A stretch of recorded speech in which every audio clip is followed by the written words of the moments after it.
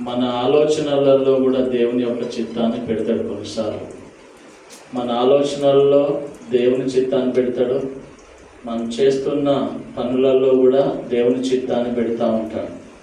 కాబట్టి ఇక్కడ వాక్యములో చూసినట్టయితే మార్కు సువార్త 10వ అధ్యాయము 28వ వచనములో మనము చూసినట్టయితే, పేతురు, ఇదిగో మేము సమస్తమును విడిచిపెట్టి నేను ఎమ్మడించితిమని ఆయనతో చెప్పసాగాను.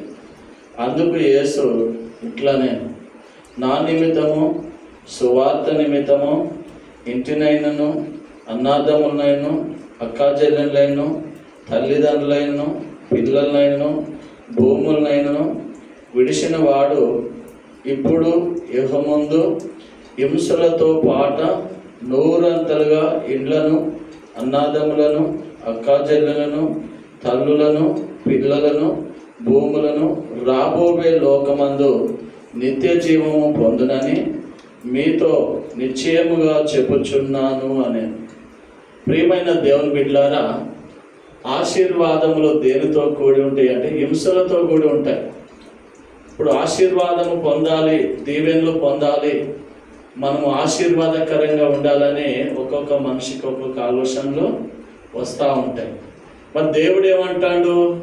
ఆశీర్వాదాలను పొందాలంటే, దీవెనలను పొందాలంటే హింసపడాలంట.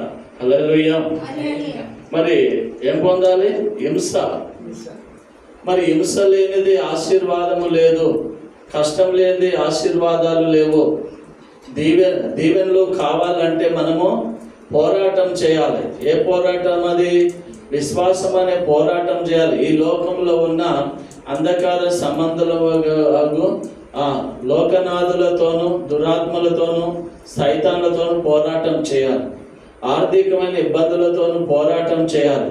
కాబట్టి ప్రియమైన దేవుని బిడ్డలారా, ప్రభు అన్నాడు, నా నిమిత్తము, సువార్త నిమిత్తమును ఎన్నిటిని వదిలిపెట్టేస్తారో అన్నిటికంటే దేవుడు ఇంకా మీకు ఎక్కువగా ఇస్తాడు. హల్లెలూయా. అంటే సువార్త దేవుని నిమిత్తము సమస్తాన్ని విడిచిపెట్టుకోవాలంట. కొన్నిసార్లు మనం సమస్తాన్ని విడిచిపెట్టాలంటే దేవుని నిమిత్తం. దేవుడు ఎక్కువనా, నీకు ఆస్తి ఎక్కువనా చెప్పని అడిగినప్పుడు నాకు దేవుడే ఎక్కువ అన్నాడు. మరి నీకు కుటుంబం ఎక్కువనా, దేవుడు ఎక్కువనా అంటే దేవుడే ఎక్కువ. ఎందుకంటే దేవుని తర్వాతనే కుటుంబము, దేవుని తర్వాతనే పిల్లలు, దేవుని తర్వాతనే భార్య, దేవుని తర్వాతనే ఇండ్లు, భూములు, ఆస్తులు. దేవుని కంటే ఎక్కువ ఏది కూడా మనకు తోడుగా రాదు. హల్లెలూయా. కాబట్టి ఎలీషా ప్రవక్తను మనం చూసినట్లయితే అతడు ఎంత భూమి గల్లవాడంటే చాలా భూమి గల్లవాడు.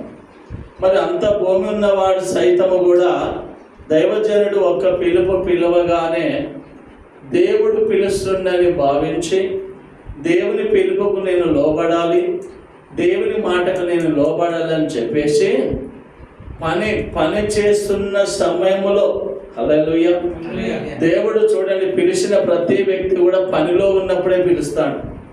పనిలో ఉన్న వారిని పిలుస్తాడు ఎక్కువగా. ఎవరిని? పనిలో ఉన్న వారిని పిలుస్తాడు. పేతురు, యోహాను, ఆంద్రేయ, యాకోబు వీళ్ళు కూడా ఆల్రెడీ పనిలో ఉన్నారు. వాళ్ళు పనిలో ఉన్న వారిని పిలుస్తాడు, ఆ పని కడిపోయి పిలుస్తాడు. అసలు అది ఆశ్చర్యం అనిపించింది నాకు.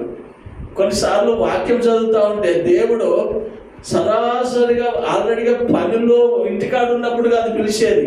ఇంటికాడ ఖాళీ గుండో, ఇంటికాడ ఏం పని లేకపోతేనో కాదు దేవుడు పిలిచేది. ఆల్రెడీగా పని చేస్తున్నప్పుడే సగము పని చేసి వాళ్ళు ఇంకా సగం పొద్దున్నది, సగం పని చేసి ఆ పనిలో ఉన్నప్పుడే దేవుడు వాళ్ళ దగ్గరికి పోయి పిలుస్తున్నట్టుగా మనం బైబిల్లో చూస్తున్నాం. వారు కూడా ఏం చేస్తున్నారు? పిలవగానే వలలు విడిచిపెట్టి వస్తున్నారు. హల్లెలూయా. ప్రియమైన దేవుని బిడ్డలారా, చూడండి దేవునికి ఎంత తృష్ణనో, వాళ్ళ మీద వాళ్ళకి ఎంత ఆశ ఉన్నదో, దేవుని మీద ఎంత ప్రేమ ఉన్నదో. ఇప్పుడు మనం ఏమంటామంటే